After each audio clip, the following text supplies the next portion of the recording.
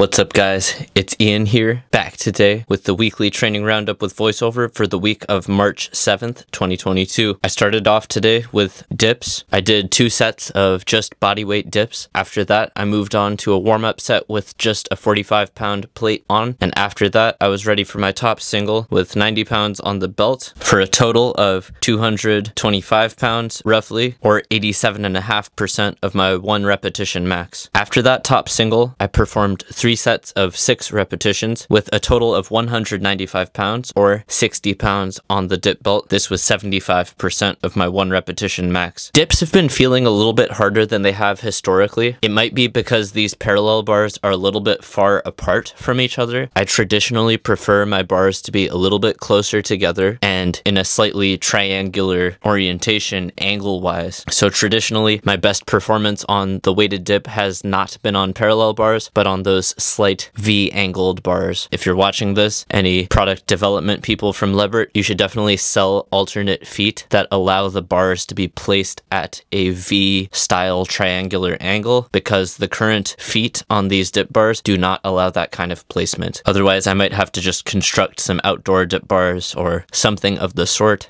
But then I can't do dips in really cold or rainy weather, so it would be really cool if this dip bar company did make special feet that allowed you to angle the bars differently. But until then, I'll just train my dips a little bit lighter, and that's fine. I did all the sets that I had programmed in, top set, back down sets, and they were good overall. After those weighted dips, I moved on to bodyweight overhand pull-ups. I did 4 sets of 8 repetitions today on the bodyweight overhand grip pull-up. This has always been a bit of a difficult exercise for me. My overhand grip pull-ups are much weaker than my chin-ups. Potentially in the next training block, I might prioritize my weighted overhand grip pull-ups, but as far as my added weight vertical pulling exercise, I am still prioritizing the weighted chin-up. I'll see how things go at the end of this training block, and maybe I will either recycle some exercises or move some exercises around, depending how things go at the end of the training block. After my 4 sets of 8 repetitions on the bodyweight pull-up, I moved on to my steady state cycle holds. I performed my 1 minute of advanced tuck front lever steady state cycle holds, roughly 3 sets of 20 seconds each. These felt pretty good overall, focusing on pulling down through the hands, maintaining a good quality shoulder blade position, retracting the shoulders, keeping them depressed, and that's the main thing that I'm focusing on here, trying to keep the hips level with the shoulders, of course, maintaining that flat body position. My knees are slightly over the belly button, so maybe my knees aren't fully over the hips here. For the longer holds, this does feel about the appropriate alignment. Just be aware that the further you get your knees out, it will get harder and harder. After my steady state cycles for the advanced tuck front lever, I moved on to my tuck planche steady state cycles. I performed these today in 3 sets of roughly 20 seconds each. These felt a lot harder. I performed them on the parallel bars because I already had the parallel bars out. The first 2 sets, I put my hands on the spongy grip portion of the dip bars, and that actually made it a bit more difficult. On the 3rd set, I placed my hands on the metal surface of the dip bars, and that felt a lot more comfortable. It felt more natural. It resulted in a lower rate of perceived exertion. Even though it was my 3rd set with an equivalent hold time to the first 2 sets, the 3rd set was easier. I feel like when you place your hands on a solid surface, such as metal or wood or plastic that has no give, as opposed to a spongy type of surface, your body allows yourself to recruit more motor units, and a task will feel slightly easier, or you will feel a bit stronger when you have a handle material that doesn't have any give to it. Potentially this is also why my weighted dips felt harder than normal, because I do place my hands on the spongy grip portion of my parallel bars. I'm a bit paranoid to place my hands on the metal portion of the parallel bars on the weighted dip, just due to the additional weight. I feel like the bars might tip forwards or backwards or side to side just by having the hands off-centered. I'm not yet so committed that I would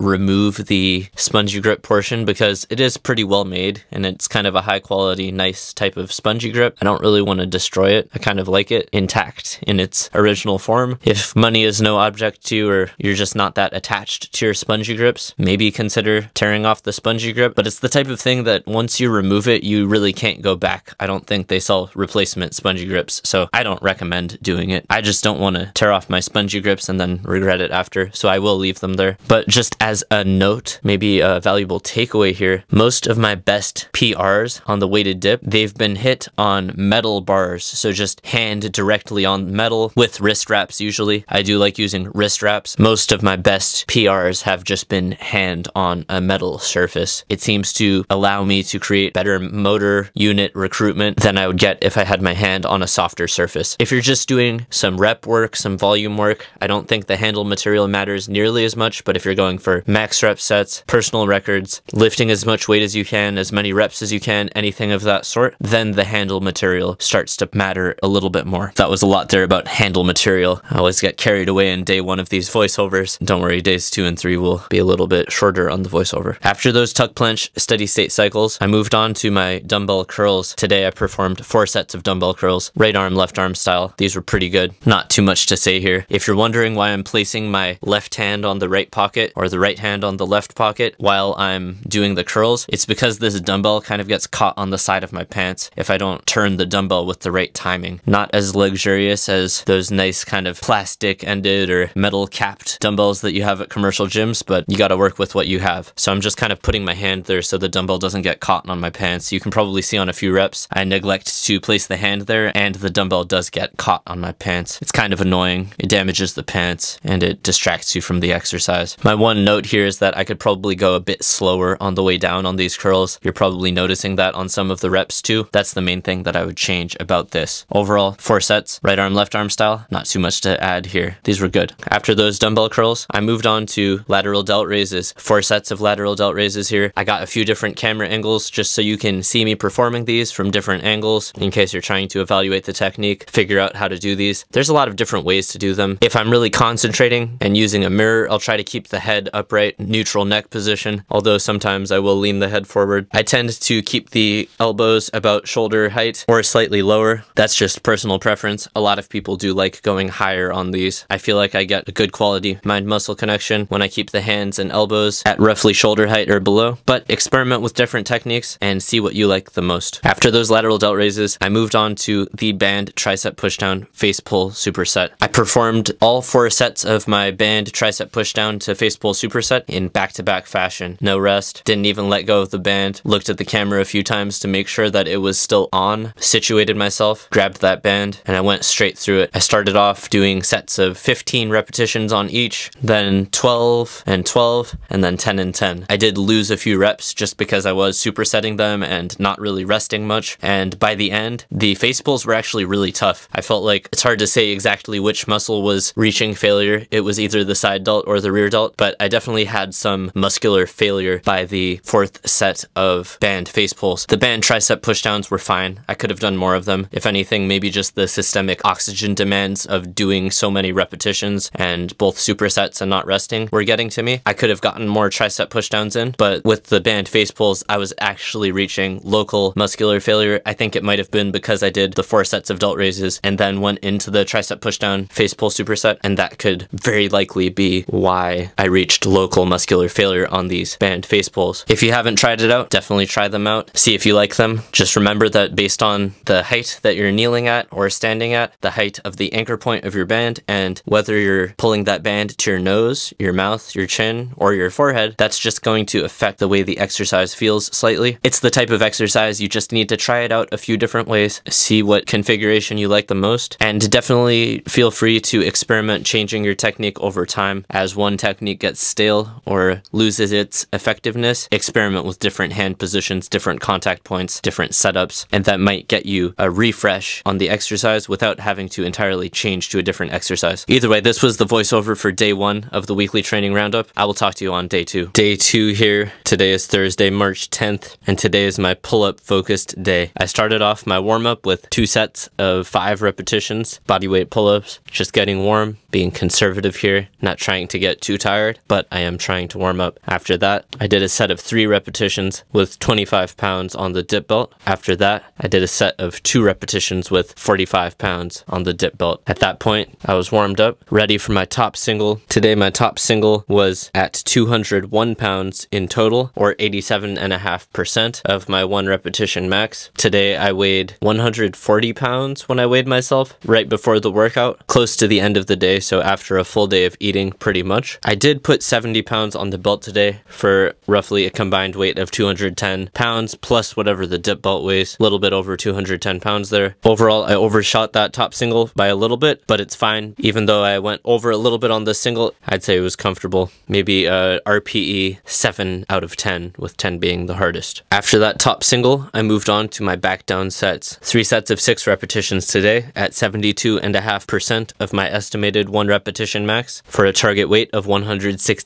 pounds. Because I weighed in at 140 pounds today, right before the workout, I just put a 25-pound plate on the belt and I performed my 3 sets of 6 repetitions on the weighted chin up there. Overall, these felt pretty comfortable. I'd give it a rate of perceived exertion 7 out of 10 or 8 out of 10 roughly, maybe as I move towards the second and third set. Overall, these weighted chin-ups were pretty good today. Very comfortable. After those weighted chin-ups, I moved on to my weighted push-ups. 4 sets of 8 repetitions here on the weighted push-up. I just put a 45-pound plate on my back for a combined weight of 185 pounds. It's harder to really figure out the applied weight in a weighted push-up because your feet are on the floor and you're not really lifting your full body weight. But either way, 4 sets of 8 repetitions with a 45-pound plate on my back. Today, I did stand up in between each of my sets, so I didn't stay on the ground. This made it a lot easier. I'm not sure exactly what it was, if it was some combination of not staying in a kneeling position and the longer rest, or just one or the other, but either way, the weighted push-ups today did feel a lot easier than in the previous weeks. It either means that I'm acquiring some level of fitness, or maybe I'm not acquiring fitness and just the updated rest protocol explains the improvement in perceived difficulty of the exercise. After those 4 sets of 8 repetitions on the weighted push-up, I moved on to my steady state cycles. I performed my 3 sets of 20 seconds on the advanced tuck front lever, acquiring 1 minute in total there, and then I performed 3 sets of 20 seconds on the tuck planche, acquiring 1 minute in total there. In the front lever, I'm really just focusing on pulling down through those hands, trying to keep the shoulder blades depressed, keeping the abs tight, and just trying to maintain that alignment throughout the duration of the sets. In the tuck planche, I'm really just focusing on pushing down through the hands, trying to maintain that hip height, and also keep the shoulder blades depressed and protracted. After finishing my steady state cycles, I moved on to the loading pin curls. My first set I did lighter with higher repetitions. This felt fine overall, and then I performed 3 sets of roughly 10 repetitions with about 30 pounds. These felt pretty good. If you want more info on it, I do have that standalone video on it. I do feel like this exercise has a very high stimulus to fatigue ratio for me. It might not for you, but it's at least worth giving a try if you don't have the means to perform cable curls at home and you're looking for an exercise that is kind of similar to the cable curl. The loading pin curl might be a good substitution, might be just what you're looking for. And maybe you won't like it, but these are pretty commonly used items. You'll probably be able to use the carabiners and loading pins for something else. If you have plates at home, you'll be able to use those plates for something else. So even if you don't like it, it's not a big loss. Got you a little bit of posing footage here as well. You can see the sickening pump. Probably best that you don't eat food while you're watching this. Sickening. After those loading pin curls, I moved on to the cable tricep pushdowns. These felt pretty good overall. I've never really been a huge fan of using the rope